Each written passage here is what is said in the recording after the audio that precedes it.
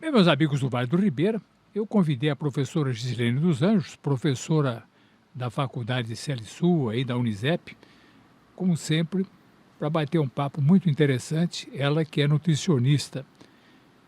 Bom, abril se comemorou o Dia Mundial da Saúde, né? O que nós temos para falar sobre isso? Olá, doutor Cristiano, olá, ouvintes. Um prazer estar aqui novamente para falar um pouco de saúde, né? Vamos falar de saúde, então. Em 1948, os países do mundo se uniram e fundaram a Organização Mundial da Saúde, a OMS, para promover saúde, que esse ano está fazendo 75 anos. Qual que é o objetivo? É manter o mundo seguro e servir aos vulneráveis, para que todos, né, em todos os lugares, possam atingir o mais alto nível de saúde e bem-estar. E nesse ano que a OMS comemora 75 anos, é uma oportunidade da gente relembrar o sucesso da saúde pública que melhoraram a qualidade de vida nas últimas 7 décadas. E também uma oportunidade para motivar ações para enfrentar os desafios da saúde de hoje e de amanhã. Lembrar que aqui no Brasil nós temos um sistema único de saúde há 35 anos, e então após a criação da OMS ainda ficamos 40 anos sem garantir saúde para todos. E hoje com o SUS a gente pode dizer que sim. Claro que com muitas coisas ainda para serem ajustadas, porém com muitos avanços, temos um sistema fantástico de vacinação, por exemplo. Temos cuidado a pessoa como um todo, desde a gestante até a pessoa idosa, e isso é fundamental. E agora, no dia 7 de abril, a gente comemorou o Dia Mundial da Saúde. E esse ano, o tema escolhido pela OMS foi Saúde para Todos. Então eu escolhi pensar em saúde para todos, falar de algo, doutor, que está crescendo muito, que é uma doença muitas vezes silenciosa, que a gente deixa passar até que consequências mais sérias aconteçam. Eu escolhi falar da síndrome metabólica. Bem, antes disso, professora, na pandemia nós vimos a importância do SUS. Muita gente que não dava valor ao SUS, na pandemia muitas e muitas mortes foram evitadas em função do SUS. Quando países que não têm o SUS, o pessoal morreu muito mais gente, não tinha nenhum tipo de assistência. Bom, vamos para o tema de hoje. O que significa essa doença síndrome metabólica? Isso, a síndrome metabólica, infelizmente, ela é uma condição muito comum. A primeira vez que ela foi descrita foi em 88, então ela é recente. Um médico que descreveu, o Dr. Heaven, ele fez essa descrição, primeiramente ele colocou o nome de síndrome X. É basicamente uma situação em que o centro dela é a resistência à captação de glicose. Então a gente observa uma hiperinsulinemia, uma resistência à glicose. O que significa isso? Então, falando de uma forma mais clara para que todos nós entendemos. Nós temos um hormônio produzido no nosso corpo chamado insulina. Esse hormônio, ele funciona como uma ponte. É ele quem vai tirar a glicose, ou popularmente a gente chama de açúcar, do nosso sangue e vai levar para dentro das nossas células, para nos dar energia. Quando a pessoa tem resistência à insulina, resistência a esse hormônio, significa que não está produzindo insulina da maneira correta, ou então que a insulina não consegue ser essa ponte, exercer esse papel. E nessa época, esse médico também descreveu a hipertrigliceridemia. O que significa isso? É um aumento dos triglicérides. Os triglicérides, eles são um tipo de gordura que é armazenado no nosso corpo quando a gente consome, por exemplo, muito carboidrato, muito açúcar. O corpo ele armazena isso na forma de gordura.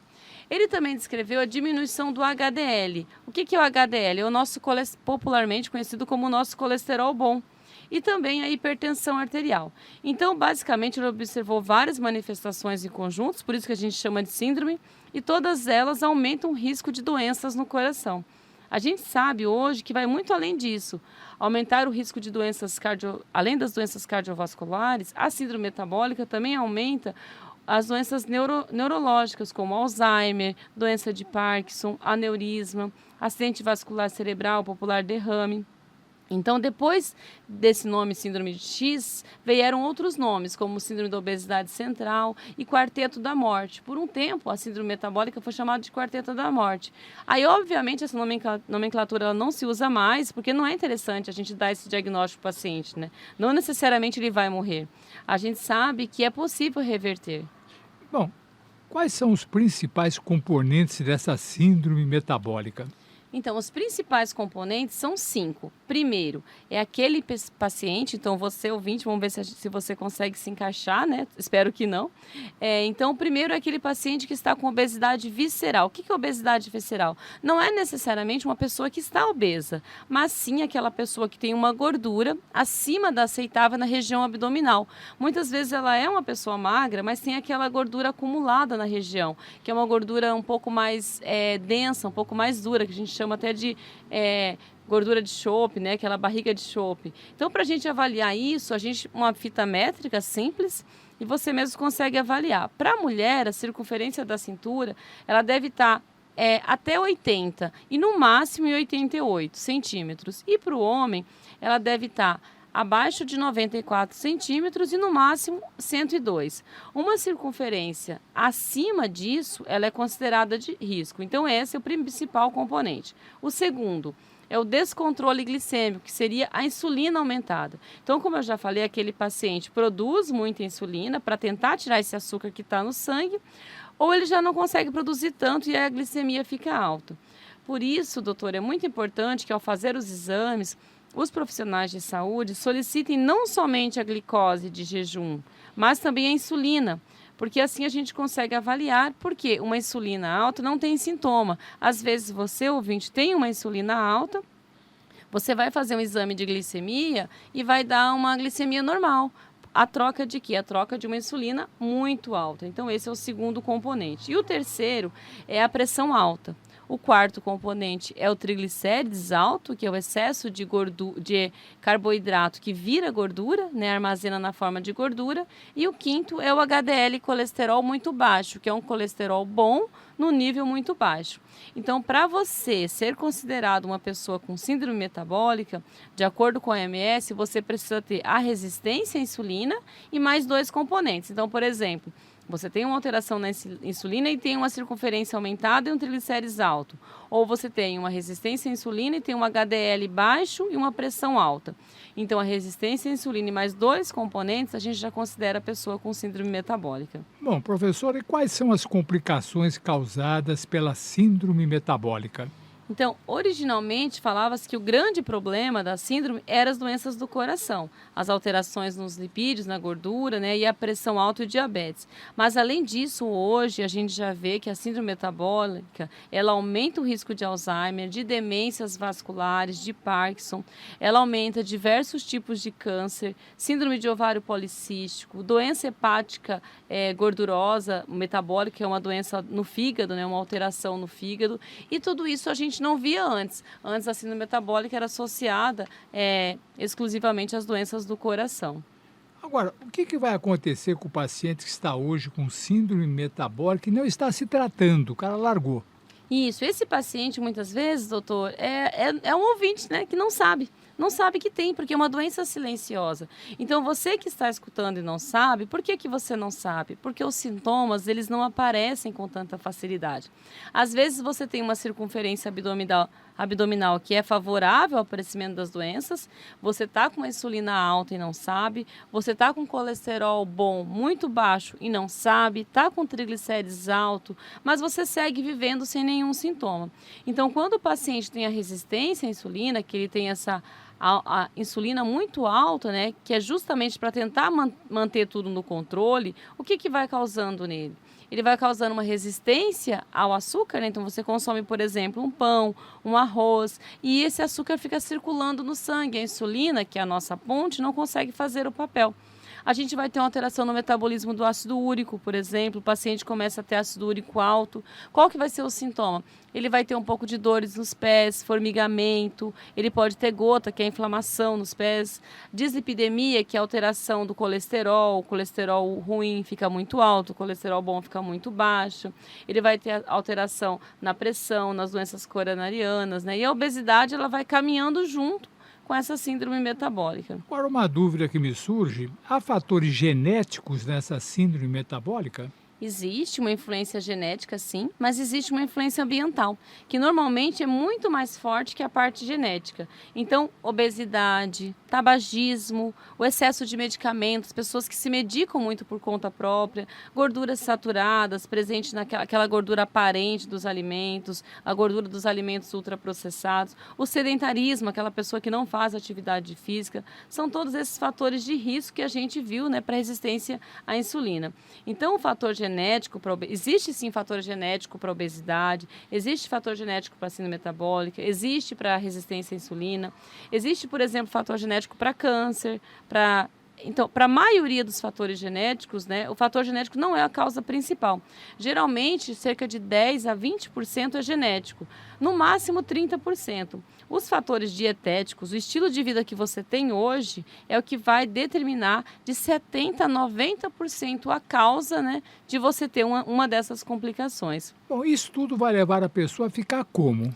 Então, isso vai levar a quê, né? Vai levar um aumento do tecido adiposo, um aumento daquela gordura visceral. Então, o que é aquela gordura visceral, ouvinte? É aquela gordura que você não consegue pegar com facilidade, aquela gordura mole. Não, é aquela gordura mais dura, parecendo de gestante, né? Aquela barriga um pouco mais dura. Então, isso vai causar um aumento da quebra da gordura no sangue, fazendo com que a gente tenha o quê? Muita gordura circulando. E com esse aumento da gordura circulando, a gente aumenta o quê? Os marcadores inflamatórios. Então, nós passamos a ser uma pessoa inflamada. E uma pessoa inflamada é uma pessoa com muito mais chance de ter, por exemplo, um diabetes, de desenvolver doenças cardiovasculares, de ter um AVC, de ter um infarto. Então, essas doenças, elas vão, por exemplo, causando problemas hepáticos, né, no fígado, aumento da pressão arterial. E tudo isso é causado pelo quê? Pela resistência à insulina, que você não sabe muitas vezes que você tem, né? Então, e também causado pela síndrome metabólica. Então, apesar de a gente estar falando de obesidade, é diferente de síndrome metabólica, elas têm manifestações muito parecidas, a base é a mesma. É aquele paciente que tem uma gordura muito acumulada na região abdominal, tem uma resistência à insulina e, com isso, ele vai ser um paciente altamente inflamado e um potencial para riscos muito maiores. Bom, o que devemos fazer para evitar essa síndrome metabólica? Então, seria muito bom se a gente tivesse uma receita pronta, mas não existe, né? Infelizmente, a gente não tem. Temos que mudar o nosso estilo de vida. A gente precisa, doutor, aprender a fazer como antes era feito. Então, como que era feito antes? Antes as pessoas dormiam mais cedo, porque não tinha energia elétrica. Com isso, o que acontecia? As pessoas jantavam mais cedo também.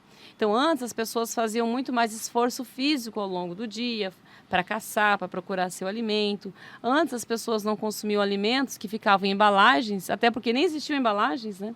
E hoje, o que acontece hoje? Hoje temos mais acesso ao alimento, temos acesso à energia elétrica, à internet, qualquer hora, muitas vezes em qualquer lugar. Usamos o telefone para pedir comida, ficamos bravos até, né, se a comida demora mais do que 30 minutos para chegar, sendo que antes a gente ficava horas para preparar um alimento no fogão a lenha, por exemplo.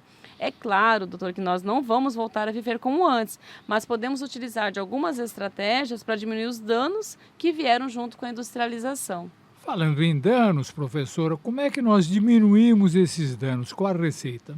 Eu listei, doutor, 10 pontos para a gente diminuir os danos. Então, o ponto principal, minimizar o consumo de alimentos ultraprocessados, que é o que eu sempre falo aqui, falo no consultório, falo com os alunos, falo em todo lugar, né? A gente tem o hábito de consumir muitos alimentos ultraprocessados, de desembalar muito. Então, a gente precisa aprender a descascar mais. Então, você, ouvinte, faça essa reflexão ao longo do dia. Se no seu café da manhã você está desembalando um pão de forma, está desembalando uma bolacha, ou está descascando uma banana para comer, um inhame, uma batata doce, por exemplo, né? O segundo ponto é evitar ao máximo os adoçantes artificiais. Os adoçantes artificiais, doutor, ele está cada vez mais intensificando os estudos científicos nele e mostrando que eles fazem muito mal para o nosso intestino. E como o nosso intestino é o nosso segundo cérebro, altera toda a nossa microbiota, interfere na absorção de nutrientes. Então, adoçantes artificiais, acho que é uma coisa bem legal da gente conversar em outro momento sobre eles e falar os tipos, né, e o que eles podem causar. Um terceiro ponto é minimizar o consumo de conservantes, de emulsificantes. Então, aqueles alimentos que duram muito na prateleira são os alimentos que a gente não deve trazer para casa. Evitar, num quinto ponto, né, num quarto ponto, evitar o consumo de corantes artificiais, alimentos com muito corantes, porque eles estão associados a danos no nosso DNA. Então, ele altera tanto a nossa alimentação quanto a alimentação da nossa geração, da próxima geração. E um quinto ponto é adequar o nosso alimento, nossa alimentação, o nosso cardápio, ao ritmo circadiano, ou seja, ao horário do nosso corpo. Então, a noite, ela foi feita para dormir, ela foi feita para a gente repousar. O nosso corpo produz hormônios específicos para a noite, não tem hormônios para digestão à noite. E às vezes a gente está comendo à noite. E adequar, no sexto ponto, seria adequar um pouco os nossos macronutrientes. O que é isso? Não comer carboidrato em excesso, ou seja, não comer muito arroz, muito pão, muito macarrão, não comer muita proteína em excesso, não comer muitas gorduras em excesso. Então, balancear isso. Num sétimo ponto, doutor, que é uma coisa que a gente cada vez está fazendo menos, que é respeitar o período de jejum noturno, pelo menos 12 horas. Então, se você, ouvinte, janta às 19 horas, vai comer após as 7 horas da manhã. Né? Então, fazer esse jejum noturno é muito importante para o nosso organismo ter a pausa dos hormônios, a reposição hormonal. No oitavo ponto, a gente adicionar alimentos ricos em fitoquímicos. Nossa, mas o que são alimentos ricos em fitoquímicos, né? Coloca cor no seu prato. Coloca cor. Então, coloca verde, amarelo, vermelho, roxo, branco e vai intercalando as cores. Seu prato está colorido, está cheio de fitoquímico, então. Nono passo, consumir mais água. A gente consome pouca água. Muitas vezes no consultório atendendo, as pessoas têm o hábito de consumir pouca água ou apenas em momentos específicos. Então, tomar água ao longo do dia. E décimo componente, não menos importante, atividade física. Né? Fazer atividade física é fundamental. Devemos fazer mais atividade física hoje para ir menos à farmácia amanhã. Olha, muito interessante, muita coisa interessante. Eu quero aproveitar e sugerir que no nosso próximo bate-papo tenha um capítulo específico sobre duas coisas que eu acho muito importantes. Primeiro, a questão dos adoçantes, porque tem gente que defende algum tipo de adoçante. Então, vamos analisar o adoçante, o que é. Tem gente que fala que todos são péssimos, gente que fala, não, mas aquele é de cana, não sei o que. Bom, e segundo, a questão da água, enfatizar.